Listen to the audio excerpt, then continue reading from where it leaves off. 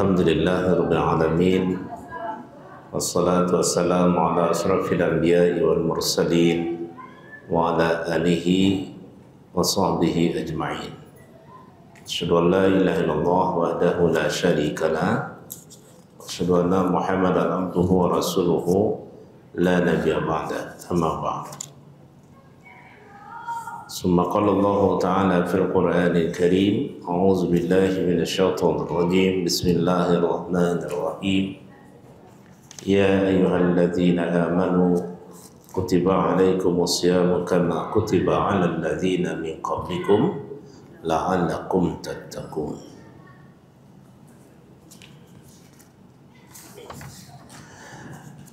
Suraqallahul Azim. Yang kami hormati dan muliakan Ibu anggota Majlis Ta'lim rahimakumullah, dan wali pertemuan kita pada sore hari ini, marilah kembali kita bersyukur kepada Allah Subhanahu wa taala. Alhamdulillahirabbil alamin. Pada kesempatan sore hari ini kita masih diberikan rahmat dan karunia dari Allah Subhanahu wa taala. Mudah-mudahan segala bentuk rahmat dan karunia itu dapat kita pergunakan dalam rangka mendekatkan diri kita kepada Allah. Amin ya rabbal alamin. Salawat dan salam buat Nabi kita Nabi Muhammad sallallahu alaihi wasallam. Allahumma shalli ala Muhammad wa ala ali Muhammad kama shallaita ala Ibrahim wa ala ali Ibrahim. Ibu-ibu sidang Majlis Ta'lim rahimakumullah.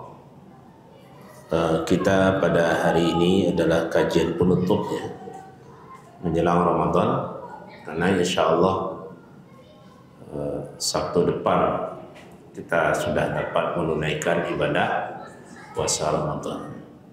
Karena hari ini kalau menurut hitungannya kita sudah berada pada 23 Sya'ban ya. Di 23 Sya'ban ya, tentu tinggal sekitar 6 hari lagi. Ahad, Isnin, Selasa, Rabu, Kamis, Jumat. Pas ya, insyaallah. Nah, dalam rangka itulah kalau pada pertemuan kita 2 minggu yang lalu kita juga sudah menyinggung sebetulnya hal yang berkaitan dengan ibadah puasa. Ketika itu kita membahas tentang bentuk-bentuk dan jenis-jenis puasa. Walaupun seharusnya pada kesempatan ini kajian kita adalah Asmaul Husna, tapi tidak apa-apa, mungkin kita alihkan saja kepada kajian kita terhadap atau masalah ibadah-ibadah yang akan kita tunaikan sepanjang Ramadan kita nanti. Ibu yang hadir, tentu kembali kita ingin menegaskan bahwa kedatangan bulan Ramadan dengan ibadah yang ada di dalamnya itu adalah sebuah keberkahan sekali bagi kita. Karena Rasulullah sendiri dalam satu hadisnya menyampaikan, qad ja'akum Ramadan syahrul mubarak.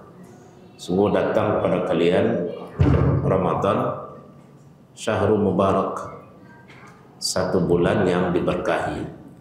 Mubarak itu artinya banyak keberkahannya di situ, banyak kebaikannya yang bisa kita dapatkan. Jadi Ramadan itu keberkahannya jasmani rohani, bukan rohani saja, tapi juga jasmani. Makanya di Ramadan berpuasa tidak saja di puasa Ramadan, puasa itu keberkahannya jasmani dan rohani. Maka oleh sebab itulah karena bulan itu penuh dengan keberkahan, hendaknya kita betul-betul merasa senang dengan kedatangannya, merasa bahagia dengan kehadirannya. Tapi tentu tidak cukup dengan perasaan senang dan bahagia saja. Yang terpenting kita adalah betul-betul memanfaatkan waktu itu di bulan itu untuk berubudiah, ya, bersungguh-sungguh. Maka oleh sebab itulah ibu-ibu meradir, sebelum kita kaji berapa amalan-amalan pokok yang penting kita lakukan sepanjang Ramadan, maka yang penting kita pahami sebelum kita masuk ke sana, setidak-tidaknya ada 4 sikap yang harus kita miliki Ya, tidak saja untuk ibadah puasa Ramadan, tapi ibadah lainnya juga. Nah, terlebih lagi dalam ibadah berpuasa Ramadan ini, setidak-tidaknya atau kurang-kurangnya ada 4 hal yang harus kita hadirkan dalam diri kita, terutama menjelang Ramadan ini. Pertama, apa itu? Hendaklah kita memiliki sikap dalam beribadah itu, terutama Ramadan, yaitu beribadah dengan menegaskan keikhlasan kita kepada Allah. Kuncinya niat. Ini penting, ya. Jadi segala amal itu penentu pertama, amalan pertama dari sebuah ibadah itu terletak pada niat. Itu amalan. Sebelum sebuah pekerjaan itu kita lakukan, sebelum sebuah ibadah kita perbuat, amalan pertama itu adalah pada hati kita. Ketika kita mau sholat, sebelum kita takbir, apa amalan pertama? Niat, kan? Sebelum kita berpuasa, sebelum kita start berpuasa, amalan pertama kita itu adalah amalan hati kita, yaitu berniat. Nah, dalam hal ini berkaitan dengan ibadah, apapun ibadahnya, tidak puasa, tidak sholat, tidak lain, itu harus betul-betul kita laksanakan dan kita tunaikan atas dasar keimanan kepada Allah, karena Allah. Akan kita menemukan dalam satu ayat bunyinya begini, Bismillahirrahmanirrahim. Wa ma umiru illa liya'budullaha mukhlishina lahu. Tidaklah kalian diperintah, kata Allah, kita ini menyembah Allah kecuali dalam keadaan mukhlisina, keadaan ikhlas. Jadi kunci ibadah itu yang perlu kita jaga pertama sekali adalah ikhlas, keikhlasan kita. Nah, terutama dalam ibadah puasa yang akan kita jalani ini, begitu, sandarkanlah ibadah itu hanya kepada Allah. Dan karena puasa yang akan memberikan kebajikan kepada kita itu memang ibadah puasa yang kita lakukan karena Allah. Contoh saja hadis Nabi mengatakan, man shoma ramadhana imanan wa ihtisaba ghufira lahu ma taqaddama min dzanbihi. Siapa yang berpuasa atau mempuasakan bulan Ramadan, artinya berpuasa di bulan Ramadan itu dasarnya imanan, wahtisaban, dan penuh dengan kesungguhan, diampuni dosanya yang berlalu. Jadi syaratnya ibadah puasa itu akan memberikan kebajikan kepada kita itu apa? Pertama, ketika ibadah itu kita lakukan dasarnya iman. Dasarnya iman itu artinya ya dasarnya karena Allah. Nah, ketika ibadah kita lakukan karena Allah, itulah keikhlasan itu. Jadi ini kuncinya memang berarti apapun amalan kita, hendaklah kita menyanyikan karena Allah, tidak karena yang lain-lain. Karena masih ada orang beribadah itu karena rasa malu, karena terbawa-bawa, karena terikut-ikut. Rasa malu contohnya, dia malu kalau tidak pergi sholat berjemaah. Kenapa? Mungkin malu dengan tetangganya, malu kita. Orang pergi jemaah kita tidak. Karena rasa malu itu dihilangkan, kita melakukan hanya karena Allah. Kenapa puasa ini? Ya malu kita kalau tidak puasa, anak-anak puasa dulu. Ya kan? Tidak itu landasan kita beribadah. Landasan kita beribadah itu adalah karena itu perintah Allah dan kita lakukan dalam keadaan ikhlas. Ikhlas itu artinya putih, tidak ada warna-warni di situ. Itu ikhlas. Ikhlas itu kan akar katanya khalasa, putih bersih.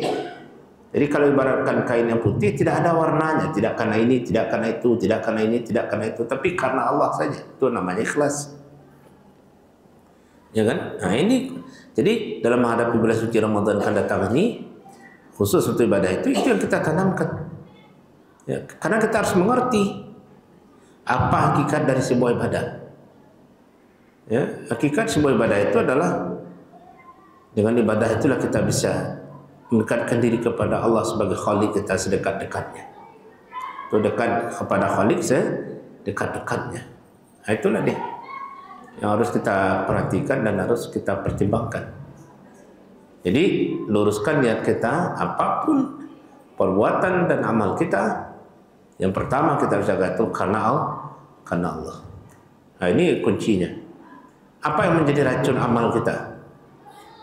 Yang menjadi racun amal itu adalah ketika kita melakukan ibadah itu tidak karena Allah, tidak beriman kepadanya, dan ria kepada manusia. Nah, ini harus kita jaga. Jadi kalau kita beribadah tidak dasar iman kepada Allah, ya itu namanya perbuatan yang sia-sia. Ini yang perlu kita jaga. Ya. Nah, termasuk bulan Ramadan kalau kita jalani, ya Allah, aku lakukan ini hanya karena. Yang kedua, apa persiapan diri kita? Mujahadah namanya. Mujahadah itu apa? Ada sebuah semangat, kesungguhan hati dalam beribadah itu. Jadi jangan berpuasa itu hanya sekedar menghitung hari sampai Lebaran datang. Sehari baru. Sudah 2 hari. Sudah 15 hari, ada amal lagi Lebaran nih. Tidak. Tapi ada sebuah semangat dari diri kita untuk bersungguh-sungguh, ibaratkan hidangan yang terhidang di depan kita, kita habiskan semuanya itu. Dan itu ada sebuah semangat mujahadah, kesungguhan hati. Makanya Ramadan itu kan kata Nabi adalah perang. Kita sedang berperang, menaklukkan. Jadi ketika selesai perang Badar, dalam perang Badar itu perang yang sangat besar. Sangat letih dan melelahkan sekali, payah rasanya. Lalu sahabat bertanya kepada Nabi, masih adakah perang yang lebih berat daripada ini, Rasul? Yang sudah meletihkan, melelahkan? Ada, kata Rasulullah. Terkejut sahabat-sahabat itu. Melihat karena perang Badar itu sudah sangat keras, sudah berat. Tetapi Nabi mengatakan masih ada perang yang lebih berat dari itu. Perang apa lagi itu Rasulullah? Perang melawan hawa nafsu. Hawa nafsu. Karena dalam hidup ini lawan yang terberat diri kita itu siapa? Diri kita sendiri. Kemauan diri sendiri, keinginan diri sendiri. Itu yang terberat. Maka dalam menghadapi perangnya di bulan Ramadan ini perlu ada kesungguhan. Kenapa demikian? Karena ulama-ulama, kita ambil saja ada seorang ulama mengatakan bahwa berpuasa di bulan Ramadan itu, ya, itu kita ibaratkan sedang mendaki puncak yang tinggi. Karena yang kita ingin capai dengan puasa Ramadan kita, puncak yang tinggi itu apa? Derajat. Derajat apa kita ingin capai? Ketakwaan. Cuman untuk bisa mencapai derajat itu, piala yang hebat itu adalah pendakian yang sangat tinggi sekali, berat. Coba kita bayangkan kalau seandainya ada sebuah hadiah besar di puncak gunung, kita boleh mengambil itu. Tapi untuk bisa mengambil itu perlu perjuangan yang berat. Ada jurang yang curam, ada batu yang terjal, macam-macam hutan belantara. Hanya orang yang mujahid bersungguh-sungguh yang bisa sampai ke puncak. Makanya dalam menghadapi Ramadan itu semangat harus kuat. Ya, ibaratkan orang pendaki gunung akan banyak godaannya. Godaan itu akan timbul. Minggu pertama, minggu kedua sudah mulai banyak godaan tuh. Ya, apa godaannya contohnya? Sudah mulai buyar pikiran. Apa kolek kabari rayo kena. Mulai itu. Ya kan? Apa? Menu yang kadibuat, aku yang kadibuat. Sudah mulai satu-satu datang lagi ke masjid. Itu akan terjadi pada diri kita. Itulah yang terjadi bagi kita umat Islam. Fenomena yang banyak terjadi di Ramadan itu begitu. Pekan awal membludak di masjid itu masuk. Pekan kedua sudah mulai. Pekan ketiga sudah padat. Padatnya ke depan ke belakang sudah mulai sepi. Pekan terakhir sangat padat sampai melimpah keluar. Di luar padatnya lagi, dalam tak lagi.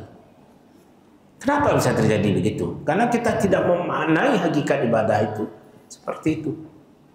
Kita tidak memaknai hakikat dari Ramadan itu sebagai sebuah kesempatan besar untuk mendapatkan keberkahan-keberkahan yang Allah berikan kepada kita. Maka seolah-olah Ramadan itu hanya hari-hari untuk bisa sampai ke puncak namanya bulan Syawal. Kalau gitu kan? Tidak gitu. Ya, jadi perlu ada semangat, kesungguhan hati kita yang kita sebut dengan mujahadah. Orang itu mujahid itu ya orang yang berjihad. Jadi dengan Ramadan ini kita berjihad, ya, berjihad melawan diri sendiri.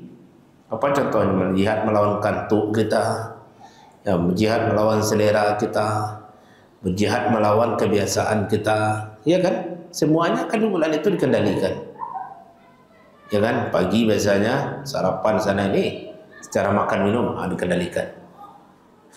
Oh, nafsu kita, ya, dikendalikan semuanya. Berjihad melawan kebiasaan. Karena yang terberat dalam hidup ini salah satunya apa, Bapak Ibu? Merubah kebiasaan, menciptakan kebiasaan baru. Payah tuh.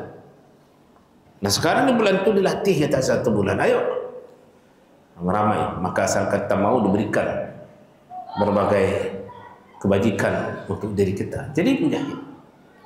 Ya, hanya orang-orang yang berjihad itulah, orang-orang yang bisa bermujahadah itulah yang akan bisa sampai ke ujung Ramadan.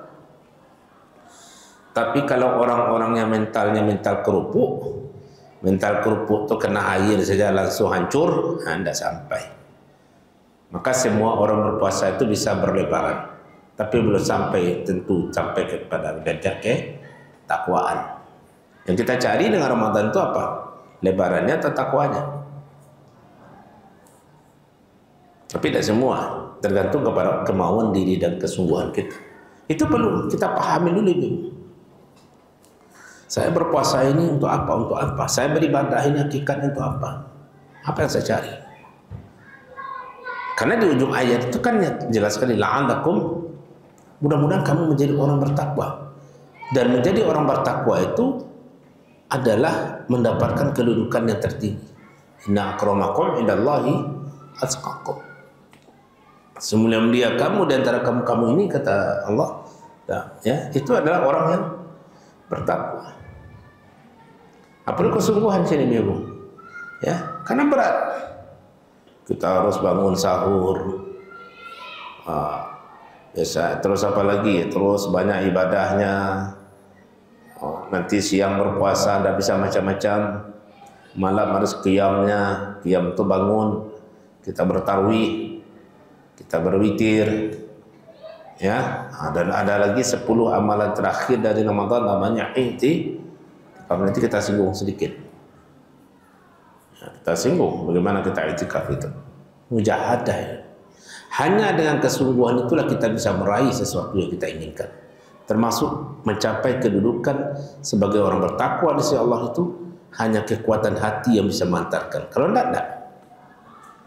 Kalau lemah hati kita, seperti mental kerupuk, jadi kena air langsung lenyai dia kan, tidak jadi dia itu. Ya. Nah, itu dia. Maka oleh sebab itu jangan sampai terjadi lagi yang seperti itu ke depan. Hendaknya dari awal ramai masjid ini sampai akhir juga begitu, ya. Kita pahami dan kita jaga. Ini fenomena ini. Cobalah, tidak percaya Ibu, ya. Itu suatu yang sudah sering kita lihat saja. Fenomena seperti itu. Minggu pertama luar biasa, ujung-ujungnya biasa-biasa saja. Nah, itu yang tidak boleh terjadi lagi, ya. Jangan. Maka oleh sebab itulah setiap kita ini wahtisabah. Siapa yang berpuasa bulan Ramadan dengan dasar iman, wahtisabah, kesungguhan, penuh perhitungan. Nah, penuh perhitungan itu dalam ilmu manajemen namanya perencana. Ada perencanaan. Maka sebelum Ramadan ini harus ada catatan-catatan kecil kita, ibu-ibu beradik. Apa yang harus saya lakukan, amalan apa yang harus saya perbuat, bagaimana pengaturan waktu saya. Allah ada catatannya di ibu tuh. Allah ya, Allah salah dulu. Sudah terpikir oleh saya di bulan Ramadan ini apa yang saya inginkan, target apa yang ingin saya capai. Harus begitu, wahtisabah. Jadi orang berpuasa loyo-loyo saja, yang tidak bersemangat, dia tidak akan mendapatkan seperti apa. Itu yang Rasul katakan. Kami shaimin laisa lahu an syami la ju'al. Terus betapa banyak orang berpuasa, kata Rasulullah. Dia cuma mendapatkan 2 hal dari puasa itu. Apa itu? Lapar dan haus. Ju' wal atas. Nah, kalau sekarang justru banyak Anda mendapatkan itu. Kenapa? Udah sahur tidur di rumahnya pakai AC. Tidak ada laparnya, Tidak ada hausnya, ya kan? Karena tujuan puasa itu bukan menjadikan kita jadi lapar dan haus, tapi menjadikan kita hamba yang memanfaatkan waktu itu untuk beribadah. Kalau sekarang kan tidak terasa betul beratnya berpuasa, apalagi kalau kita di kota ini, panas sepanas apapun masuk rumah itu pasti dingin, karena minimal kipas angin. Tapi puasa itu tidak di situ beratnya. Perjuangan dalam mendekatkan diri kepada Allah dengan amalnya. Jadi penuh perhitungan, kita punya perencanaan. Apa catat apa amalan saya di bulan ini? Apa target saya di bulan Ramadan ini? Apa yang harus saya perbuat? Harus jelas. Ya, harus jelas. Barulah kata Rasulullah, "Ghufira lahu ma taqaddama min dzanbi." Dijadikan kepadanya diampuni dosanya yang silam. Lalu pertanyaannya, dosa yang mana, Ustaz? Dosa selagi tidak berkaitan kabair, dosa-dosa besar. Tapi kalau dosa besar itu dengan taubatan nasuh, syirik, berzina, segala macam, itu dengan taubat, tidak cukup dengan puasa saja. Tapi Ramadan yang 1 bulan itu akan menghapuskan dosa yang tidak masuk kategori dosa besar. Maka Rasulullah mengatakan as-salawatul khams wa jum'ah ila jum'ah, ya, wa Ramadan ila Ramadan kafaratun ma bainahunna. Salat 5 waktu, ya, kemudian Jumat ke Jumat, Ramadan ke Ramadan, itu menghapuskan apa yang ada di antaranya. Artinya apa? Waktu-waktu hidup kita ini, Bapak Ibu, dengan ibadah yang kita lakukan, itu akan membersihkan hadas-hadas rohani kita, ya.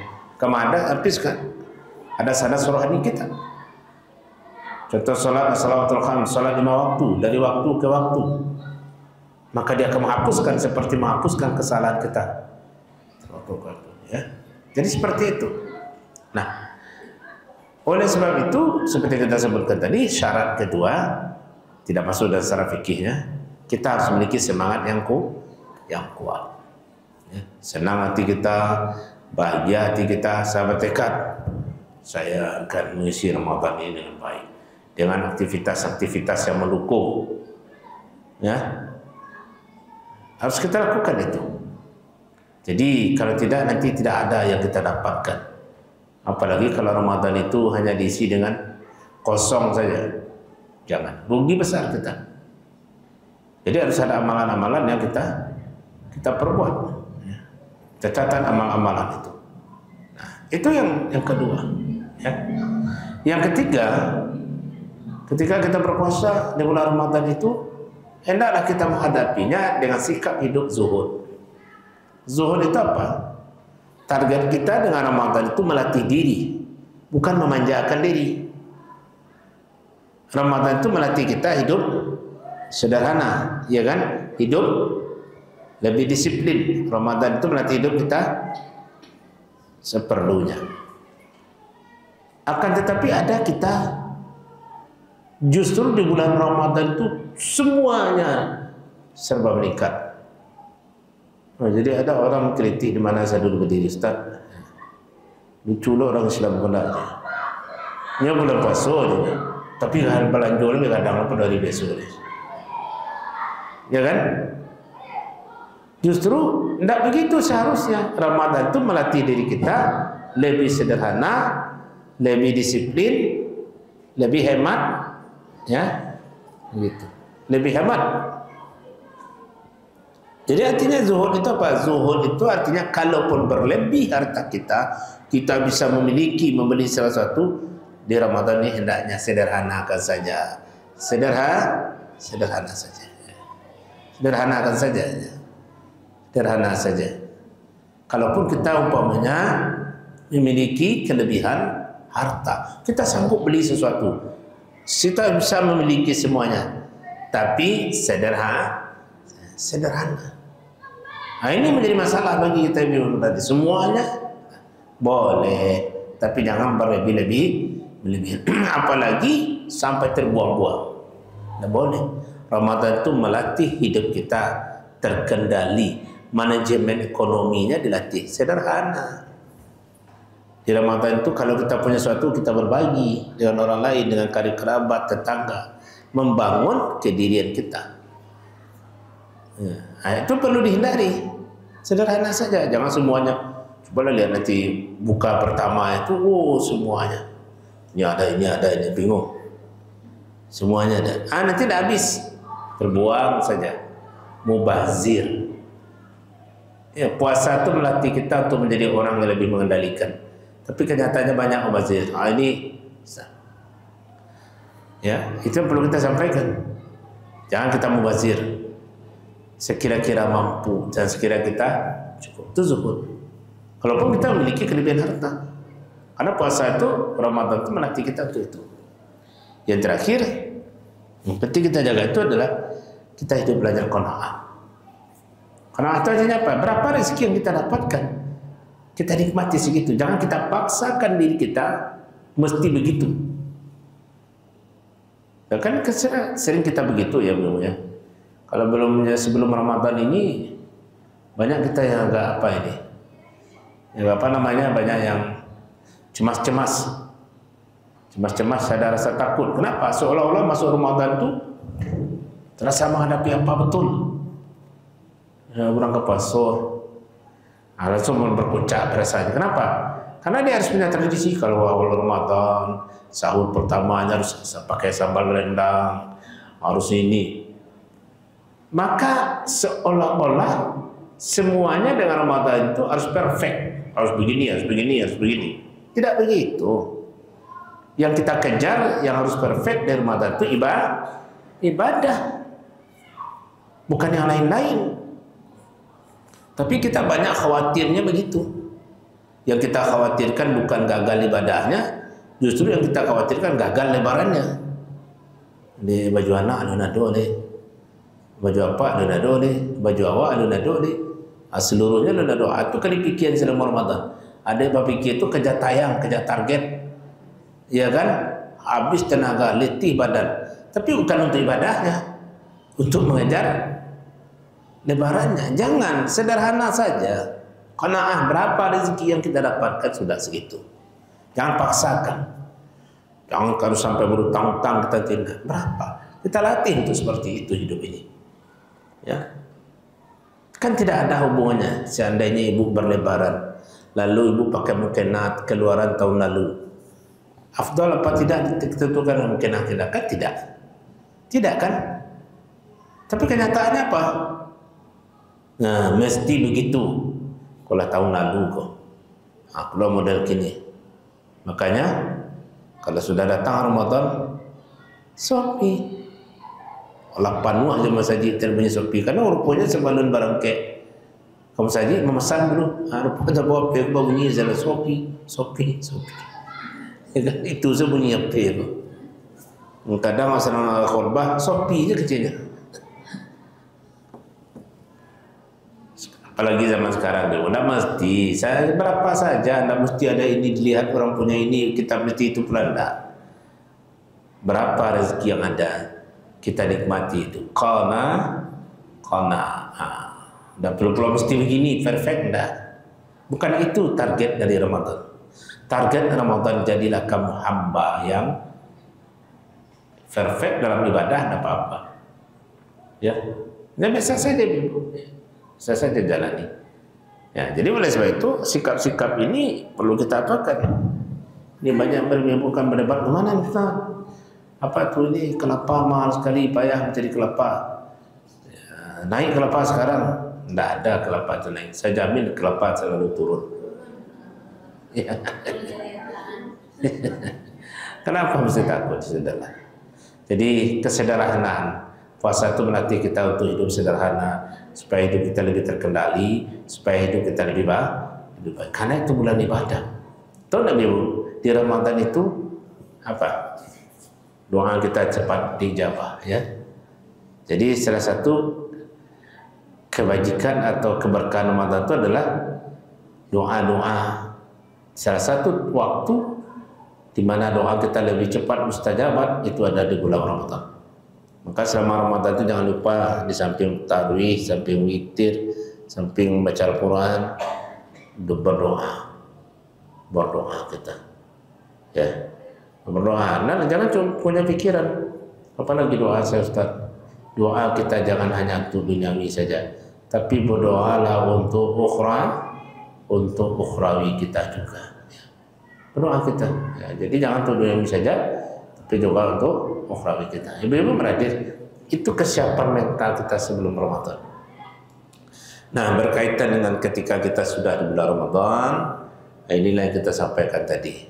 Marilah kita ramaikan masjid kita melakukan ibadah-ibadah pendukung ya.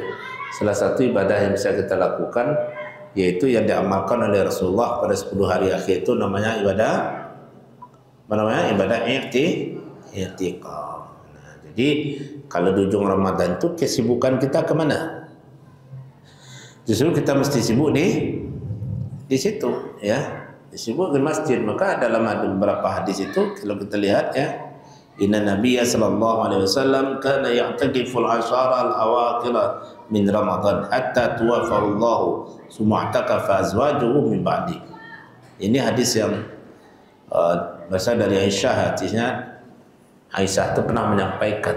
Lalu hadis ini riwayatnya atau riwayatnya dari Muslim sahih. Kata Aisyah bahwa Nabi sallallahu alaihi wasallam itu dia tuh beriktikaf.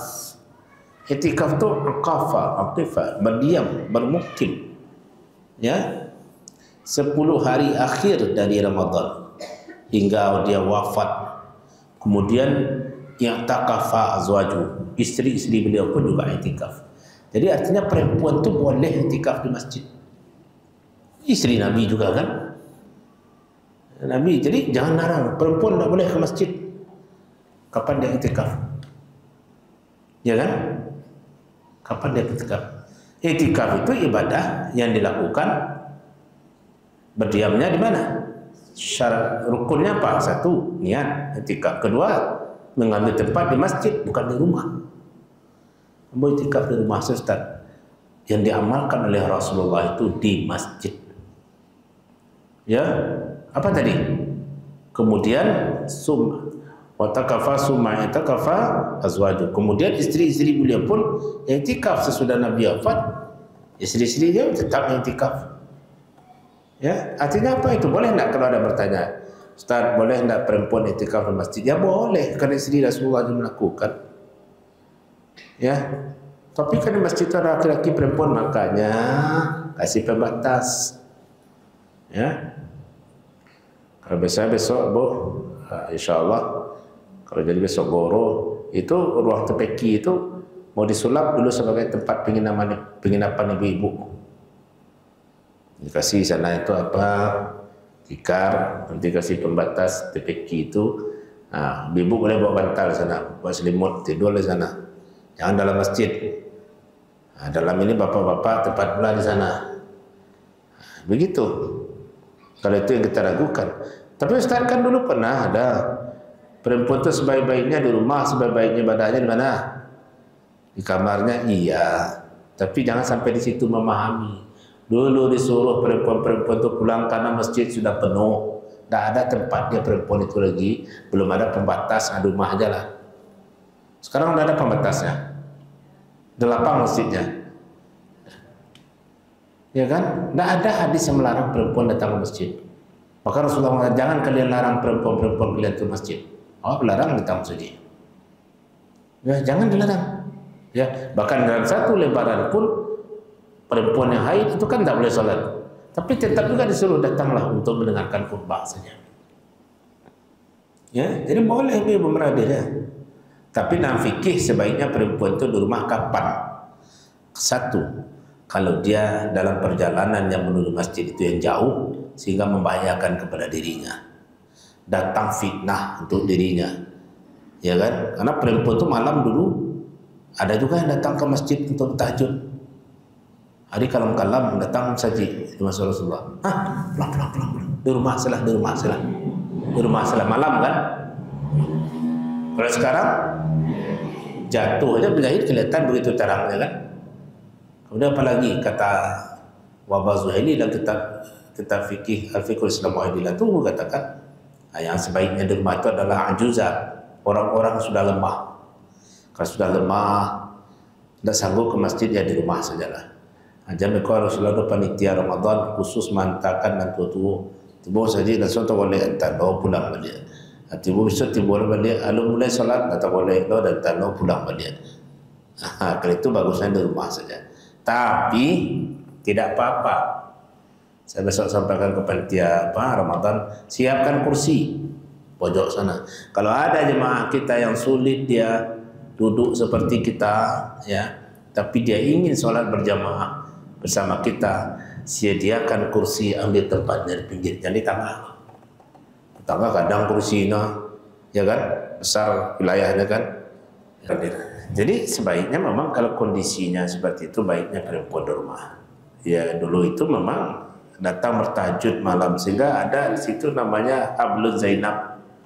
Zainab itu punya tali dibentangkan, sholat dia malam bergelantung dari sana. Begitu. Maka kemudian sebaiknya perempuan itu di rumah saja. Tidak apa-apa di rumah. Atau di rumah itu ada anaknya yang tidak mungkin ditinggalkannya, atau keluarganya sakit, sebaiknya dia di rumah. Atau suaminya belum pulang, ya di rumah lah, untuk meraih hak suaminya juga diberikan. Iku harilah jam 6:30 hujan labe, ibu pergi kamu saji apa nama gigi aja di rumah, ada toko pintu ibu dah di rumah. Anda haknya berikanlah, tidak kamu dosa ibu di rumah sana. Di rumah sana, pun tidak bisa biasalah. Ambo sholat berjamaah perlu. Apa kalau menggigi pulang kerja dingin gua, itu haknya ada di situ. Jadi kalau begitu ibu tidak terlarang ya. Bagaimana caranya Ustaz? Apakah mesti 24 jam? Rasulullah itu 10 hari akhir memandu masjid. Rasulullah menunjukkan yang maksimal kepada kita. Tapi ketika kita tidak bisa berbuat semampunya seperti itu, maka tidak ada pula dalam pandangan fikih mesti 24 jam. Boleh 1 jam, 2 jam, 3 jam, setengah malam pun boleh. Seberapa mampu kita. Tapi kalau yang bagus, memang seperti itu. Tapi mungkin karena ada kehidupan kita di siang hari kan, kita juga bekerja, tidak bisa kita umpamanya di situ saja, di masjid saja, karena ada kebutuhan lain. Hukum itu tidak akan diberatkan kepada kita karena dia amalan sunat, maka kita ambil semampu kita. Tapi berbuatlah yang maksimal, ya. Tapi puasa dah boleh lah. Ambo ya payah ni dia mau gini start puasa barakallahu sebenarnya. Kena ada rayo anak juga, itulah ada hukum itu wajib ya, wajib. Tapi yang sunat silakan. Tapi kita berbuat terbaik lah. Oleh sebab itu ibu, kalau itikaf kita kan sudah tahu kita apa membatalkannya. Kalau kita tinggalkan majlis masjid tempat itikaf, baik ke situ keluar atau belanja sebentar dulu atau batal itikaf itu. Mesti nanti masuk lagi kita dengan niat yang baru. Demikianlah ibu meradir, ya. Jadi marilah kita semua mempersiapkan diri kita untuk menghadapi bulan suci Ramadan dan beribadah di dalamnya, ya. Semoga amalan-amalan kita di Ramadan bisa terlaksana dengan baik. Silakan Ibu kalau ada pertanyaan.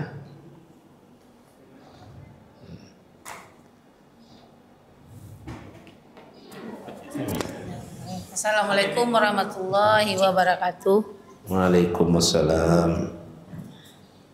Begini Pak Ustadz, ini rencananya ada 3 pertanyaan nih Pak Ustadz. Ya, mana yang bisa kita jawab? Iya, yang pertama, ini kan kebiasaan kita kalau mau Ramadan ini ke kuburan.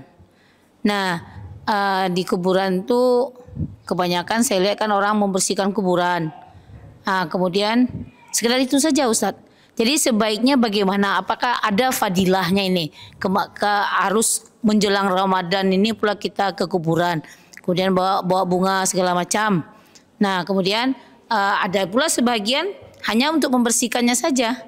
Nah, ada juga yang orang berdoa, baca Yasin sampai habis begitu. Nah, sebaiknya bagaimana? Nah, itu yang pertama. Yang kedua, Jadi satu dulu, langsung pertanyaan 3 ya boleh. Silakan yang kedua. yang kedua, ini ketika berbuka nih Pak Ustadz. Jadi kebetulan kita kan di masjid ini ada giliran nih takjilnya untuk berbuka ini. Ya kebetulan di RT kami ini saya khususnya ini ada yang agama lain gitu Ustadz. Kan kita sudah membentuk ini siapa memberikan ini sumbangan istilahnya itu untuk berbuka ini. dia agama lain dia ikut pula Pak Ustadz. Jadi saya sebagai tidak bersedia saya menerima. Kenapa harus orang luar agama pula agama kita pula yang harus menyumbang? Nah kita orang Islam di sini kan banyak. Jadi saya tidak terima Pak Ustadz. Jadi bagaimana menurut Pak Ustadz itu? Sebagian teman ini tidak tuh kan biasa situnya itu jawabnya. Jadi ada pula pro dan kontra jadinya Pak Ustadz. Nah yang ketiga ini saya akan membaca Al-Quran nih Pak Ustadz. Jadi sekarang ini saya belum selesai khatamnya ini. Sehingga saya niatnya ini begini, untuk mulai satu Ramadan saya ingin pula mulai dari awal baca Al-Qurannya itu. Nah sementara ini belum selesai Pak Ustadz yang saya baca ini. Gimana menurutnya Pak Ustadz? Apakah saya teruskan ini? Saya targetkan untuk menyelesaikannya rasanya tidak selesai gitu Pak Ustadz. Jadi barangkali itu pertanyaan saya. Banyak maaf bila taufik. Ya. Ziarah kubur itu hukumnya apa? Kuntu nahaitukum an ziyaratil qabr fazuruhu kata Rasulullah. Dulu aku larang kalian berziarah ke kubur. Lalu sekarang berziarah. Jadi ada masa di mana Rasulullah melarang ziarah kubur. Kenapa? Karena ketika itu tradisi orang kalau berziarah ke kubur itu meratap, merobek-robek baju, kenapa begini segala macam. Ya, dilarang oleh Rasulullah. Tapi ketika itu diperbolehkan selagi tidak seperti itu. Jadi boleh berziarah kubur itu kecuali mendatangkan seperti kita sebut tadi, meratap segala macam berlebihan. Kalau kita berziarah, ya, membersihkan tanda ada kuburan di sana, dengan begitu kita juga ingat kepada Allah, lalu kita berdoa, ya itu tidak ada salahnya. Ya, begitu saja selesai sampai di sana. Menyiramkan air segala macam itu juga tidak perlu dilakukan. Kalaupun sekedarnya sajalah, tidak boleh berlebih-lebih. Sebetulnya tidak ada juga manfaatnya, ya kan secara langsung. Ya, jadi mungkin kita datangnya membersihkan supaya tidak bersemak belukar sehingga tanda. Ya, untuk sampai seperti itu tidak ada larangannya. Ya, kemudian waktunya ya kapan saja. Ya, kapan saja kita datang, kita berdoa, ya Assalamualaikum ya ala kubaina insyaallah alaikum, kita berdoa. Sudah selesai. Tidak perlu menunggu setahun, tapi kita sudah membiasakan seperti itu. Jadi kalau menurut saya kapanpun lah. Jangan mesti di situ. Kalau di situ ya tidak apa-apa, kalau maunya kita di situ juga tidak apa-apa. Tapi jangan sekali itu aja. Hari-hari lain datang juga lah kan. Jadi kalau itu sesuatu yang biasa saja. Ya, jangan sampai tidak ada hubungannya itu dengan hukum puasa. Itu aja kata kuncinya dulu. Jangan dikait-kaitkan itu dengan Ramadan. Tidak sah Ramadan, tidak sah puasa, tidak ada itu. Ya, tapi kalau kita datangnya datang mau bulan ini, mau sebelum puasa, mau sudah puasa, kalau datang berziarah saja, tidak masalah. Yang penting jangan dikait-kaitkan dengan ibadah Ramadan, tidak ada hubungannya itu. Ya, itu yang pertama. Persoalan yang kedua tadi Bu, saya tidak mau menjawab. Membaca Yasin kita di sana itu boleh. Sebaiknya kita bacalah Al-Quran di tempat yang baik. Tempat yang baik di mana tempatnya? Di rumah, di masjid, kayak gitu kan, dalam keadaan bersih kita. Ya begitu ya, itu yang lebih baik, mencari yang lebih baik, mencari tempat yang lebih baik. Bahkan kita berwudu, itu lebih baiknya begitu. Walaupun tidak terlarang membaca Al-Quran di manapun, tapi carilah tempat yang lebih afdal. Kalau menurut saya begitu ya. Kemudian yang pertanyaan yang kedua tadi, ya begini. Jadi dak ma yaribu ila ma la yaribu, kata Imam Ali itu. Tinggalkan sesuatu yang meragukan. Kalau ragu tinggalkan itu. Nanti ibaratkan berdiri di pinggir tebing bisa jatuh kita. Nah, jadi karena ini adalah berkaitan dengan apa, ya sebaiknya dari kita untuk kita saja. Ya, tidak perlu pula kita bertengkar dengan masalah itu. Kalau ragu jangan ditagih. Ya, tapi kita sampaikan secara baik. Nah, itu. Sebaiknya sama dengan zakat. Zakat itu dipungut dari orang Islam menjadi hak kaum muslimin. Beda di luar yang lain ya. Itu yang kedua Ibu. Jadi menurut saya hati-hati itu penting, tapi pandai-pandai menjaga, jangan sampai merusak hati, menjaga perasaan itu penting. Nah yang ketiga pertanyaan Ibu berkaitan dengan apa tadi? Baca Al-Quran itu ya. Jadi jangan Ibu target. Tidak ada satu hadis, entah mungkin ilmu saya tidak dalam. Di bulan Ramadan mesti tuntas 1 juz, 30 juz. Atau tiga kali khatamnya, saya tidak menemukan hadisnya. Cuman disuruh kita memperbanyak baca Al-Quran. Ingat Ibu, kita boleh punya target sampai khatam 3 kali, khatam 4 kali, boleh, itu bagus. Tapi ingat, ada kaidah dalam baca Al-Quran yang tidak boleh kita langgar. Kita mengejar banyaknya atau mengejar ketepatan bacaannya. Ya, kalau kita sudah mahir silakan. Ya, tapi ingat, membaca Al-Quran itu karena Al-Quran Quranan Arabian, Quran itu berbahasa Arab, maka kaidah-kaidah yang berkaitan dengan bahasa Arab yang kita langgar. Maka perintah baca Al-Quran itu apa? Warattilil Qur'ana tartila. Membaca Al-Quran itu tartil. Tartil itu apa? Pelan saja. Pelan. Pelan itu maksudnya apa? Ya sedang. Maka utamakan di situ apa yang perlu kita utamakan? Ketepatan bacaannya, makhrajnya, panjang pendeknya. Biar pelan kita. Jangan terobsesi betul kita mesti selesai satu hari ini, seminggu ini 30 juz boleh, tidak ada masalah, kan tidak ada melarangnya. Ini jangan anak pula ustaz itu tidak boleh, tidak ada saya melarang. Tapi saya cuma mengingatkan baca dengan baik. Dan kalau kita menggunakan irama boleh berirama, tapi jangan melanggar kaidah. Satu alif saksi saja ada Ibu baca berubah arti. Kalau di situ ada alif saksi tidak dipanjangkan langsung berubah artinya. Bayangkan itu. Kan ada alif saksi itu. Alif saksi itu ada fungsinya. Contoh begini. Qala, panjang tak lanya? Tidak kan? Itu artinya apa? Berkata seorang laki-laki. Tapi ketika ada tertulis qala, 2 orang yang bicara. Ada alif saksinya kan? Itu langsung 2 orang. Sekarang Ibu buang tuh qala, berapa orang yang bicara? Sementara yang tertulis qala, berapa orang seharusnya? Maka rusak artinya kan? Itu dia dulu. Ya, silakan baca. Perbanyak membaca Al-Quran. Nah, itu kata kuncinya ya. Perbanyak bacanya, tapi bacalah dengan perintah kaidah warattilil Qur'ana tartila. Ustaz, bagaimana kalau kita tadarus? Boleh. Sampai tengah malam boleh, tapi ingat, Nabi mengingatkan, jangan keraskan suaramu baca Al-Quran dekat telinga orang yang tidur.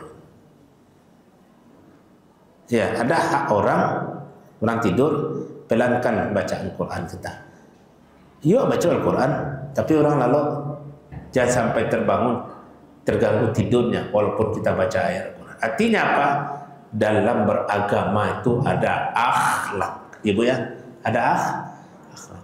Kalau begitu bagaimana? Ambo ingin tadarus Ustaz di masjid, silakan, kan pakai aja mic dalam, apa pula salahnya? Iya kan? Nah, pakai mic dalam. Tadarus itu Ibu artinya tadarus. Kalau tadarus lebih macam seorang-seorang itu tidak tadarus namanya. Yang tadarus itu apa? Tadarasa ya tadarasu ya tadarusan. Belajar, saling mempelajari, membaca, seorang menyimak, seorang itu yang tadarus. Ya, itu tadarus namanya itu. Kan saling. Nah, baca satu menyimak, itu yang tadarus. Kalau kita mau mempraktekkan tadarus ya seperti itu yang tadarus. Pakai mic Ustaz tidak ada pula hubungannya. Ya, apalagi kita di komplek ini ya adalah batas waktunya karena juga masyarakat kita mau tidur, bukan dilarang baca Al-Quran. Jangan salah ibu-ibu memahami ya. Ada Ustaz mengaji tidak boleh baca Al-Quran. Siapa yang bilang? Saya tidak ada menyampaikan. Bacalah, perbanyak baca Al-Quran. Tapi ingat Rasulullah mengingatkan, pelankan suaramu ketika kamu baca dekat orang yang tidur, ya kan? Atau ada orang di sana juga ada. Karena lalu ibu baca kare-kare. Memang Al-Quran yang kita baca, tapi dalam Islam kita diajarkan berakhlak. Contoh solat sajalah. Dalam solat ada akhlaknya. imam jemaah tu ada puasa setengah juz. Itu ada akhlak imam harus mengerti jemaahnya seperti apa. Walaupun bacaan ayat Al-Quran kan dalam solat bagus tuh, tapi Rasulullah mengajarkan pendekkan solat. Jadi jemaah kulakam pembalai tahunnya sudah Allah itu. Ayat pendek-pendek salah. Pembalai tabaliya. Kalau pembalai tabaliya umumnya di bawah setengah juz serakaat. Ada akhlak. Jadi untuk ibu silakan bu, bacalah, perbanyak baca Al-Quran.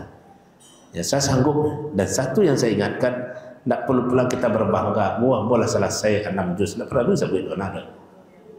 Tidak perlu pula menjadi kebanggaan bagi diri. Saya sudah selesai 3 juz. Tidak usah kita berbangga dengan ibadah. Baca saja, perbanyak saja ibadah.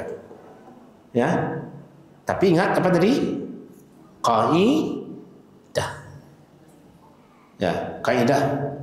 Kafnya dengan qafnya jelas bedanya. Sya, so, ta, sa beda. Kau balan tuang saya. Ya, a. Ya kan? Itu jelas.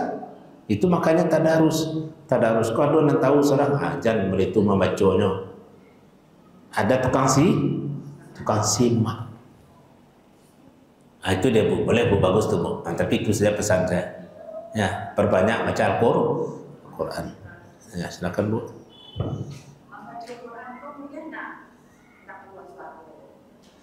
Oh, dalam hati. Ya, itu namanya membaca pelan, boleh. Balai suara kewanana landa adona, bahkan memasukkannya. Bacalah, baca bu kalau sanggup sedang, pokoknya baca. Tapi kalau kita keraskan suara, ingat orang samping kita ada tidur beristirahat. Jadi itu betul kamu boleh bu. Tidak suara bu, tidak kedua lah ustaz. Jadi pasonya bu, semampunya. Jadi wartil Quran itu pelan, tepat dan benar. Ya, tapi kalau lah ahli orang ahli itu bisa dia baca itu. Cepat dia baca tapi tepat. Itu ahli dia. Boleh, tidak ada larang. Bikin ibu masih ada? Ya, sejauh yang bisa saya jawab, saya jawab. Jadi waktu di melayat itu kan masih ada jenazah. Boleh nggak kita baca Yasin? Sebetulnya tak. Ya, al-aslu fil badibah boleh saja. Kecuali ada larangannya. Larangannya ada enggak? Boleh silakan. Kan tidak ada batasan baca Al-Quran itu dimanapun. Ya, tapi jangan itu jadikan menjadi sesuatu yang wajib. Ya kan? Oh, kalau tidak begini tidak bisa.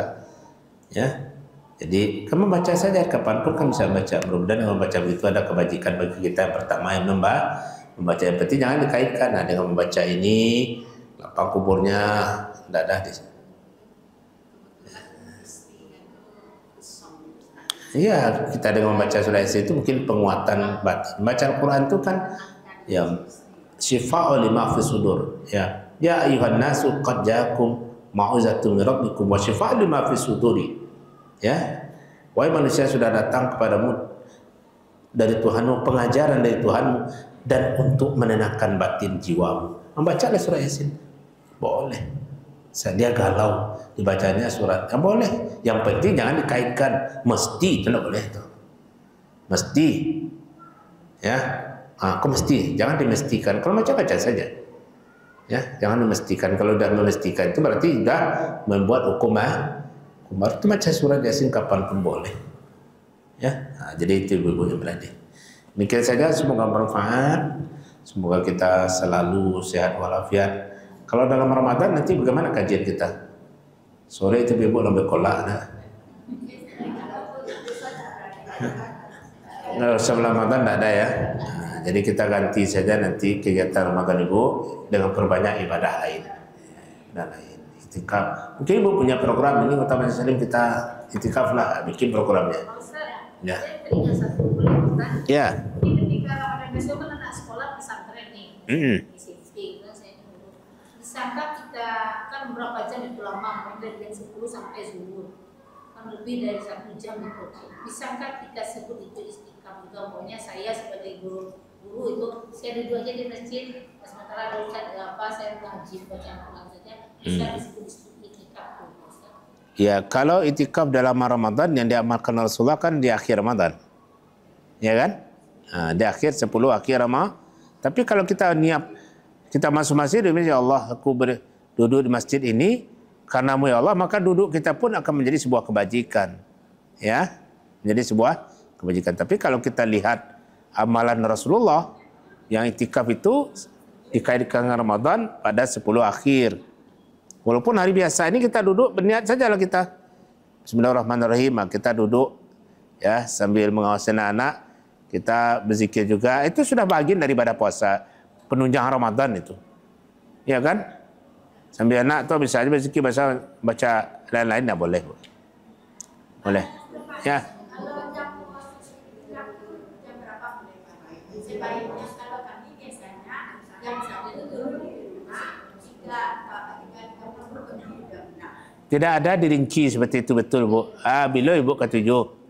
Bila ke 7 itu saja. Ya, kalau itikaf dari maghrib saya sudah bisa.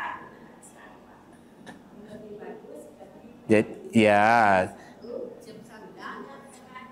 Ya, itu bagusnya kita. Dari awal pun pulang tarawih, Ibu pulang sebentar kembali lagi tidak masalah.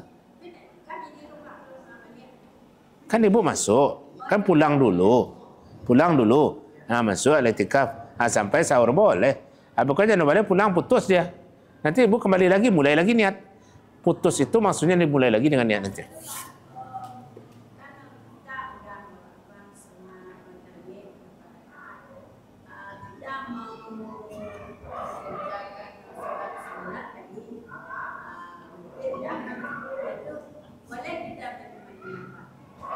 Ya, tidak ada larangannya. Boleh. Tapi tidak ada witir 2 kali dalam semalam. Tidak. Boleh. Ini kita mau salat sunnah lagi kan? Di masjid-masjid besar begitu. Ibu pergi istirahat. Kalau ada malam itikaf kan? Nanti begitu kita jemaah aja lah. Boleh. Salat sunnah itu boleh jemaah. Tapi jangan jadi wajib ya. Itu boleh. Ya, betul Ibu. Baik, demikian mohon maaf banyak-banyak Ibu. Semoga saya selalu terjalan melalui kita Ramadan. Mudah-mudahan setelah Lebaran kita bertemu kembali. Salah Ibu nak ada banyak-banyak ada. Karena Ibu kalau mau ceramah kan diam, saya nak ada banyak cerita. Kalau mangguk itu 2, saya paham atau mangguk. Assalamualaikum warahmatullahi wabarakatuh.